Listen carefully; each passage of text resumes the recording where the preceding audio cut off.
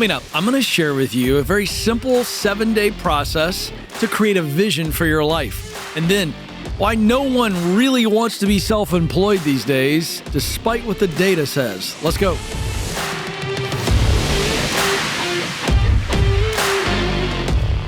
Hey, I'm here to coach you so you can win at work. The more you get better, the bigger your paycheck gets, right? When I get better, my paycheck gets bigger. I want you to win professionally, because if you're winning professionally, that is a massive, massive, massive segment of your life. And if you're not winning professionally, it is affecting you personally, relationally, physically, mentally, and spiritually. It's just a fact. So I'm here to coach you up. Let's talk about something that I think freaks a lot of people out. And so I want to just really dumb it down if I can. If I can simplify something I think that everybody should do, but very few people do, this is how I would do it. So let's get to it. Can you create a vision for your life in 7 days? The answer is yes. Is it a complete vision? Depends on who it is. Maybe not. So we're not going to put all this pressure on us, but we're going to begin the process of vision casting. And so I think you could do this. I want to teach a 7-day process. We're going to get to do something every day. It's a simple exercise. And at the end of that 7th day, I think you're going to be able to truly look out and begin to move forward on your future. Here we go. Really simple stuff. Day 1. This is the only question. You only answer one question. You can journal it. You can do it on a video camera. You can do an audio recording. I don't care. By the way, you can get feedback from people that know you very well on any of these questions. Day 1, we're going to answer the question, what am I good at doing? Think elementary school, middle school, high school. Start here and just think, what subjects came easy for me, right? So for me, it would be English and history. It came easy for me.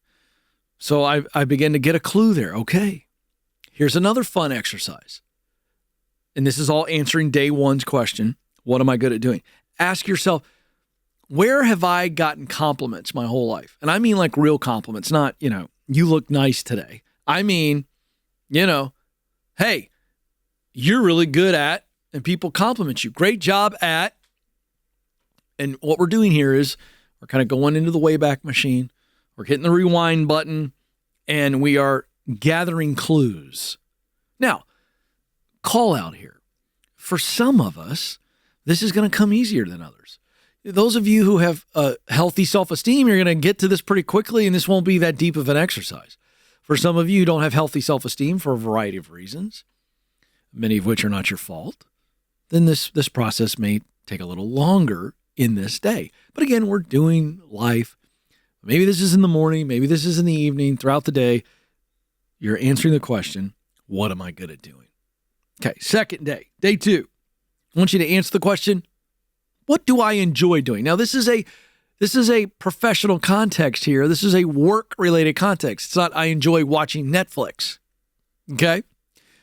I enjoy eating ice cream. This is not what we're talking about here. We're talking about what tasks or roles do I enjoy? And again, we can still go way back here. For some of you that are young, you don't have to have this long work experience. And I'll be honest with you, as a guy who's coached teenagers, you don't have to have work experience at all. I could sit with any teenager in the world and go back into their life with them and begin to find tasks or roles that they enjoyed. In other words, one teenage gal may say to me, I really enjoyed organizing things. One young man might say, I enjoyed coaching people. Doesn't matter. You could have one young lady go, I've always loved taking care of kids. Oh, okay. You have one young man going, I always like solving problems. Whatever it is. And so we can begin to see evidence of what I enjoyed doing. And now here's another little hack. If you're getting in your head too much and you're struggling to get these thoughts out, here's what's fun. Flip that for a second And as you're trying to identify what you enjoy doing, identify what you hate, what you avoid doing, right? And that'll also help you sometimes, right? Because you can say, all right, I hate details and organizational things. That's what I hate. I hate it. I'm not good at it. I don't enjoy it. My head's in the clouds. I'm always thinking 5 years ahead. I'm just like, and I never know where my keys are. God bless Stacy. Poor woman. This is how it is. All right. And so now we're going to we have some clues. I enjoy processes, or I enjoy ideas and creativity and imagination. All right. Day 3. Day 3, the question is, who do I want to help? The most confused person that's ever called this show, who will say, Ken, I need some help. I have no direction in my life.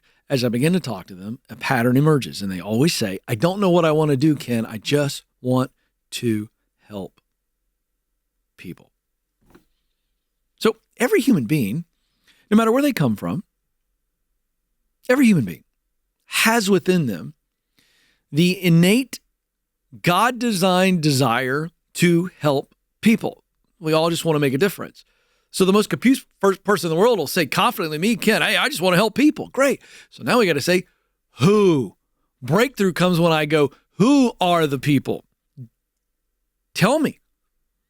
Who are the people you would love to help tomorrow? Even if you don't know how, you just want to help them.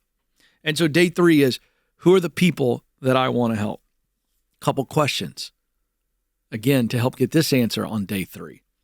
What are the problems in the world that anger me, or that hurt me, break my heart, or they anger me and fire me up, or I get excited about solving these problems or meeting these desires? That's going to help you get to that answer of the who. Day 4. We're playing off of day 3. We spent time thinking about the people we want to help. Now we start thinking about how I can help them. How can I help them? How can I help people? So I tell you what I can't do. If I've got people who are struggling, okay, to find identity, to find a path forward, I tell you what I can't do. I can't help them with a bunch of organization. And so if I'm sitting there and going, what can I do? I can encourage them. I can discern on their behalf. That's what I can do. So I begin to say, how can I help those people? We're going to go back to day 1's answer. What am I good at? Those are your clues. The things you're good at will become tools to then help the people you want to help. Day 5. Now that I've got in day 4 how I could help them, I've identified some ways. Maybe I could be a physical therapist. Maybe I could be a nurse. Maybe I could be a doctor. Maybe I could be a health coach, whatever it is. Now I've selected some things that I'm most interested in. And so now I say, okay, what would the path be? What's the best path forward? So you start looking at practical stuff here. This is where vision becomes really actionable. It's not so scary anymore because I go, okay, if I want to be a physical therapist, what must I do to be a physical therapist? What do I need to learn? What do I need to do? How much is that going to cost? How much time will that take? Those are the questions you're asking, and what is the best path forward? Day 6. Now that we have a general idea of what we want to do and how we can get there, we've kind of got the clues for profession. We got a vision there. We got an emerging vision. Remember, this is not a complete vision. This is a beginning vision. And it leads to a crystal clear, defined vision.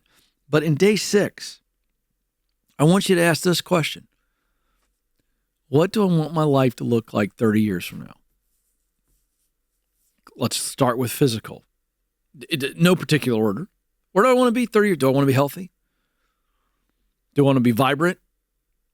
Do I want to be sedentary? Right? Come on. Where do I want to be? Let's think about we make these major decisions early and then we manage them. Where do I want to be in 30 years physically? Where do I want to be spiritually? Where do I want to be financially? Where do I want to be relationally? Do I want to be married? I wanted to be married. I made that decision early on. I hit 26 years. I made the decision. I want to be married and I want to stay married. I made that decision, by the way, 27 years ago. Before I got married, I said, this is what I want. And I want to stay married. And thank God my wife has poor judgment and a lot of patience. And here we are, 26 years in. Made that decision early, and now I've managed that decision, okay? Where do I want to be professionally? So we add to the list. And by the way, we are writing this all out. We are recording it. It's very important to get it out. Say, okay, this is where I want to be physically, spiritually, relationally, professionally, yada, yada, yada, yada, yada, yada. And boom, I got a picture of that, okay? And what we're doing here is we're beginning to say, this is what I'd like my life to look like. And to the extent that I can behave in a way and control my behavior in a way to get there, this is what I want. And so day 7, and I think this is important. Day 7 is kind of the fun day. Day 7 is really creating a physical vision board, taking all the answers from the previous 6 days and creating a vision board that kind of culminated in our day 6 answers. Day 7 is to actually commit and put this on a vision board and let it continue to inform. And you can change the vision board. But that first 7 days, if I commit to this one little action each day, very simple, of just getting real with myself. And when I do that, the vision will continue to grow. The vision will crystallize. And that is how serious, successful men and women end up where they are. It's not by accident. It's on purpose.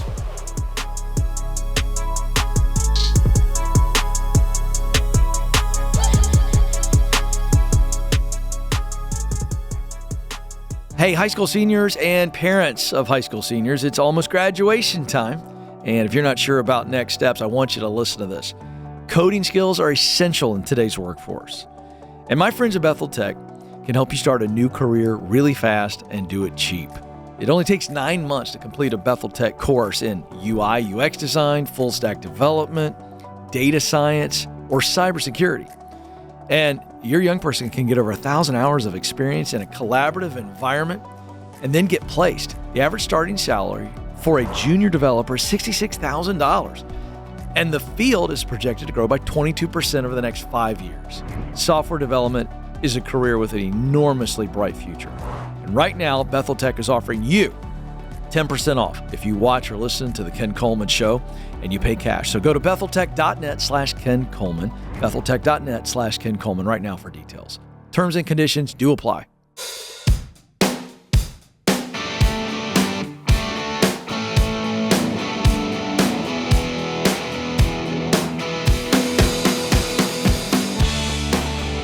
That's a nice little John Cougar Mellencamp vibe to it. I found myself holding back from singing there. A little "Come On Baby, Make It Hurt So Good." Is that Mellencamp? It's not. Of course, I always do that. Who is that, Joe? You don't even know. Hurt So Good. No, I know the song's not Hurt So Good, but that's the Mellencamp song, Hurt So Good, yes? Yeah, nobody knows back there. You know why? Because I'm the old guy. Like everybody in the class they have no idea. Hurt So... I said I was the old guy, you know? Well, I didn't want to say it, but you've said it. Okay, so let's get to this. This is a very fascinating piece of data, and this is for somebody who wants to be an entrepreneur, you want to be self-employed. This is going to be very, very, very relevant for you, and it might be eye-opening, okay? So in my hands here, I've got an article. And this is revealing some data here. This is really fascinating stuff. All right. Just quick little fun question. How many of you out there, if you were going to take a guess, what's the percentage of Americans that would like to be self-employed? And just, what do you think it is? And then ask yourself, what's the percentage of people in America who are self-employed? So first question is, what would you guess the percentage of Americans are that say, I want to be self-employed. I don't want to work for the man. I want to work for me. And then what do you think the percentage is? All right, here we go. This is really, really fascinating to me. Maybe it won't be to you. We'll see. 70% of Americans say they want to be self-employed. Do I have a drum roll sound over here? I don't think I do. Do you know what the percentage of people who actually are self-employed? 70% of Americans. Oh, thank you, Joe. 70% want to be self-employed. The number is 6% are. 6%. We need the whack, whack, whack. That was a lot of buildup for what? So why then do we have this massive gap when we have 70% of Americans, when polled, say, I would like to work for myself, but the actual number of people working for themselves is 6%. That is massive. So, here are the real numbers. In 2023, from the Bureau of Labor Statistics report, roughly 16.2 million out of 266 million Americans are self-employed. That's where we get the 6%. So this is the question. This is a separate Dartmouth study. They asked this question. Suppose you were working and could choose between different kinds of jobs. Which would you prefer? Being an employee or being self-employed? And that's where we get 70% of Americans said they want to be self-employed. So when posed that question, which would you choose?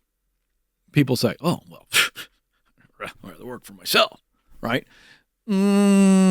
Okay, that's what they say they want. So then why are so few Americans actually acting on their desire to be self-employed? Well, I want to walk through what I think are 4 key factors as to why more Americans aren't self-employed. And I reveal these because I think there are a lot of you that are listening and watching that are in the same boat. You're going, I'd love to be self-employed, but I can't. And maybe you haven't identified the factors. If we can identify the factors, then for those of us who want to actually do it, you should kick the tires. Here we go. Factor number 1, fear. Straight up fear. Let me tell you something. It's one thing to collect a paycheck from somebody else. It's another thing to realize that you are going to have to pay yourself. It's all on me.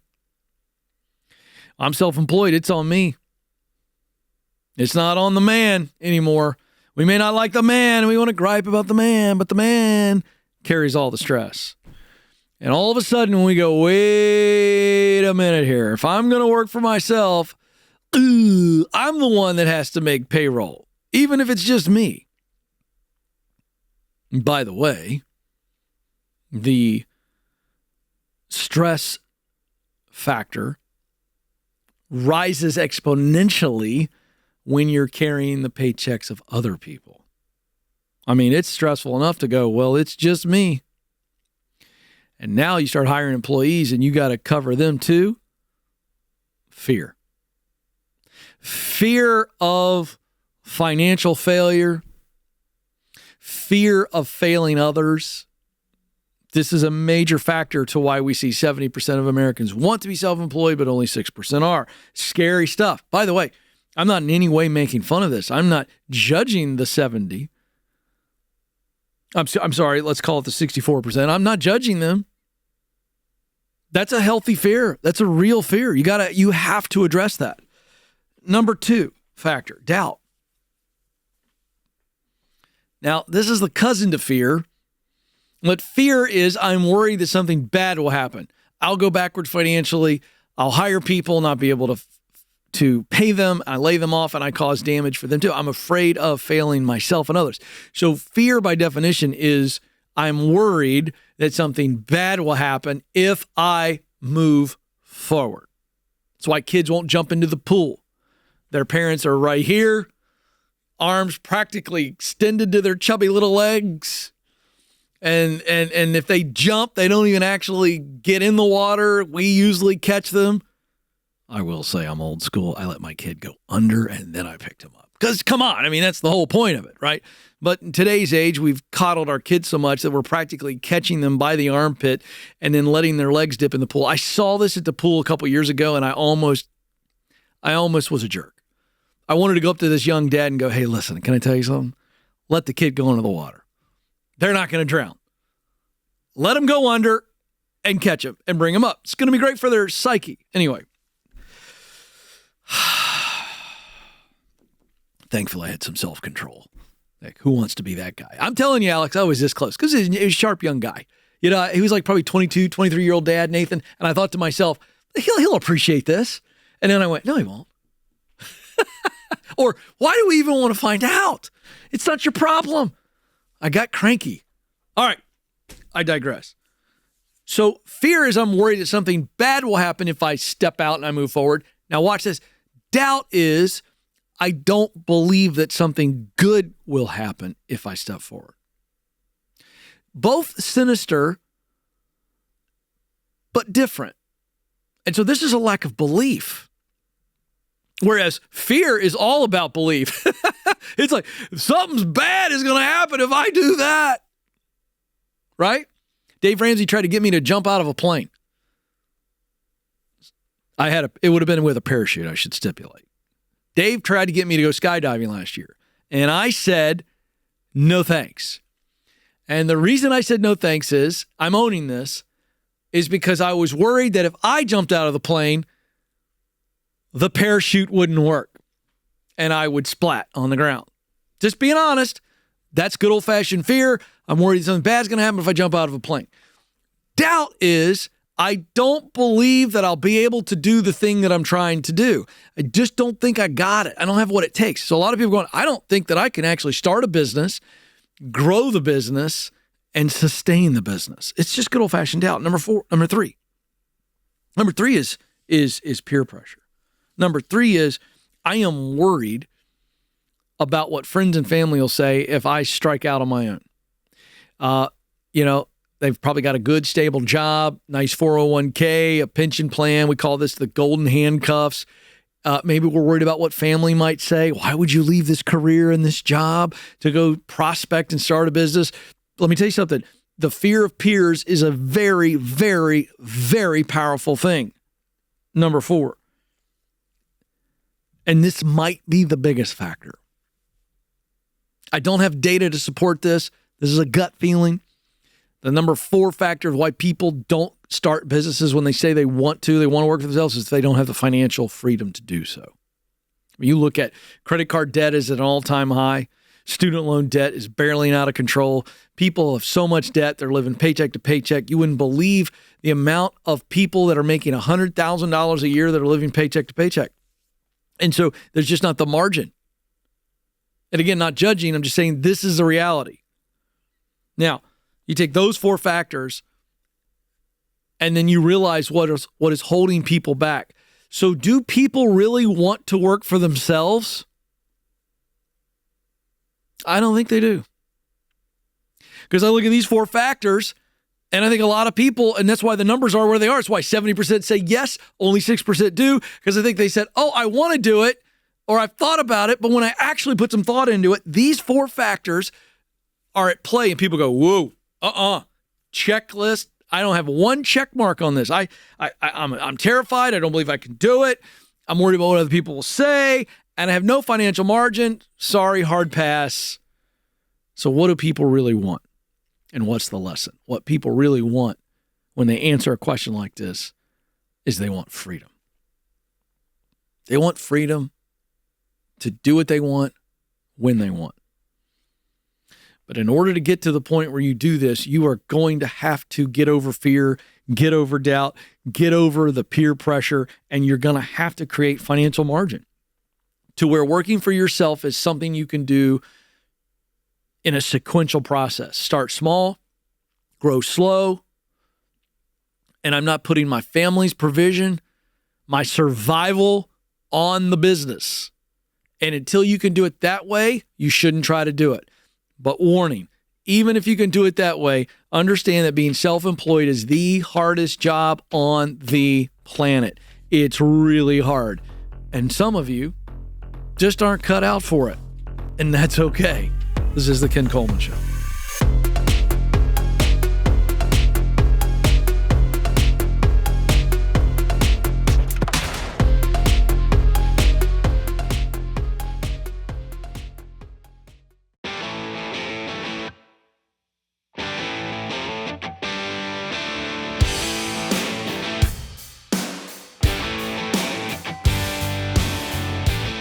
Welcome back to the Ken Coleman Show. Thrilled to have you with us. Hey, if you're enjoying the show, help us grow by liking the video. If you're watching on video, subscribing to the channel and sharing. Then on podcasts, you can give us a follow and a 5-star review. Thank you very much. All right, let's go to Austin, who's joining us in Philadelphia, Pennsylvania. A little coaching session here. Austin, what's going on? Hi, Ken. Thank you so much for taking the call. I greatly appreciate it. Yeah, you bet. What's up? So long story short, I've been at this job for about 12 years now. It's a toxic work environment, and thanks to you and my wife, I finally realized this is not a good working condition. And my last straw was I had a family emergency that I had to call off of work for, and I got a point for it. And wait. Let's not skip by that. What does that mean? So we have a point system. So, for example, if we call off and it's unapproved, we get a point. If we got to leave work early, so it's like it's like an old school demerit or something. Yeah, basically. That's the dumbest thing I've ever heard of. I think that is the stupidest policy of all time. This is not school. Right. All right, now what was the reason? What you said it was a family emergency. Yes. My father had a heart attack about like 3 a.m, and I had to call off, obviously. I walked in to work the next day, and, they said sorry and everything. And then about a week later, I found out I got a point for it. So. All right, hold on. Your father has a heart attack in the middle of the night. Yes. And you call in your work and say, my dad had a heart attack at 3 a.m. I'm at the hospital. I won't be in today. And what was the response at that moment? They said, oh, I'm so sorry. And that's pretty much it at that. We have to call. It's a separate service, and then they report to our work that we won't so you didn't actually talk to your leader? Or No. Why not? The next day, I don't really know why it's set up that way. It's a bigger company, so yeah. But my question is okay. Yeah, I don't want to focus on them. I would have still sent an email or something afterwards. Do you know what I mean? Right. After you knew your father. Right. Anyway, okay. None of this is your fault. I'm just really curious about this. So you find out a week later that you've gotten a point. Did you bring that up to your leader? Yeah, we have a union, and I brought it up, and luckily they were able to fight it. I had proof and everything, but still, that's besides the point. I'm sorry. I'm getting really hung up on this because this is not a great environment. Would we agree? I agree, and I've talked to a couple of people I know that work in the warehouses and bigger companies around here and like production and stuff, and it's pretty much similar. So I'm really looking to try to get out of the warehouse environment altogether. Okay. And I don't really know where to start because my whole life I was told just find a good job from my family and just be a hard worker and go from there. And that's kind of all I did. And now I've finally realized after 12 years and, like I said, listening to you and meeting my wife, this is not how it's supposed to be. Of course not. I'm starting from ground zero. Okay, this is fun. So you've listened to me enough to where you would call me. So let's jump ahead here. So what are you wondering about? Where can I most help today? I really don't know where to begin. I know you asked the question of, if I could snap my fingers, where would you want to be? And my mind just goes blank. I don't believe that. I don't believe your mind goes blank. What if I went and interviewed everybody that knows you, Austin? What would they say you're really good at doing? If I just interviewed everybody, your teachers, coaches, parents, uncles, aunts, siblings, what would they say? This is what Austin has always been good at. What would they say? My wife says that my attention to detail is pretty good. Like, for example, when we where did you excel? No, I get it. Where did you excel in school? So that's funny. I excelled in math until they added letters and stuff to it. Yeah. Okay. And gym class. That's about it. Yeah. You're a guy that doesn't have a lot of self-confidence. Am I right? No. Why? What's going on there? I don't really know. Yeah, you do. I guess it's just my upbringing and it's definitely your upbringing. What happened? Work. Just family issues and dysfunction. Okay. So a guy who can't tell me more than one thing, you may need to get to a point where you do some therapy. I really would. I endorse BetterHelp, and I really recommend you do a couple online sessions with BetterHelp. And I'm going to tell you why. I think you got to get deep into that dysfunction. I love that you acknowledged it, and this is not what this call is for, but they can help you. And I would do a couple sessions at least, because I think if you get to the source of what's keeping you from being confident in yourself, then your mind isn't blank when somebody asks you a question like, what would you do tomorrow if you knew you couldn't fail? Right. Because I actually think you have come up with ideas, but I think you quickly cancel them out. Is that true or is that false? And if it's false, that's okay. I'd say a little bit of both. Yeah, so why don't you just tell me, give me something to work with. Tell me something you've thought of when you've wrestled with that before listening to my show, and then you canceled it. Give me one thing. Give me one thing. Something related with kids, I would say. Great. Now, let me ask you a question. Would you consider yourself to be talented in the area of people and people skills, processes, which we've already heard you're pretty organized, so that's a good thing, ideas, or objects? What jumps out to you right there when I give you those four options? What are you good at? I would say processes. Yeah. Are you good with people too? For the most part, yeah. I mean, I don't get to see many people. Okay, so you'd love to help kids. Give me an idea of the type of kids that you would love to help. Probably preteen and under, I would say. Preteen and under. And what would you help them do or overcome? Just say it. Yeah, I would have to say, I don't know. I mean... Yeah, you do. You're already editing. When someone goes, I don't know, I mean, that means you're editing because you're worried about how it sounds. Right. There's no wrong answer here. So I guess entertaining them. Great. If that makes sense. It makes total sense. How would we entertain them?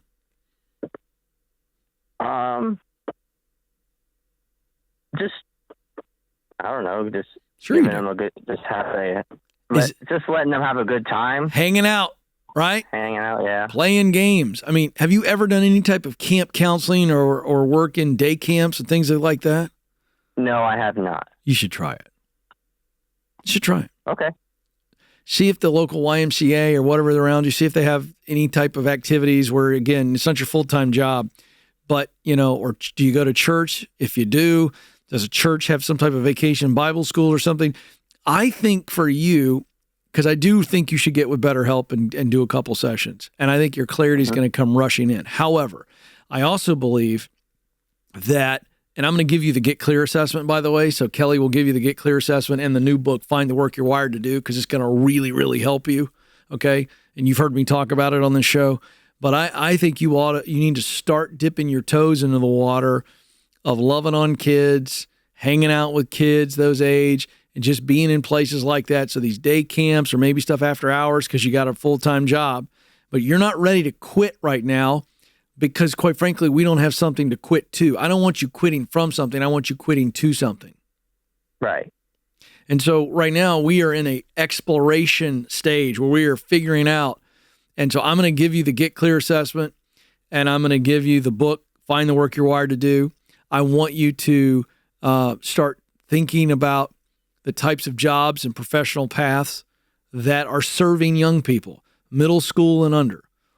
And as you begin to explore that, volunteer or get a part-time job doing it, I think you're going to learn more and you're going to get more ideas. Does that make sense? Yes. Thank you very much. Yeah, but listen to me. I cannot promote therapy enough.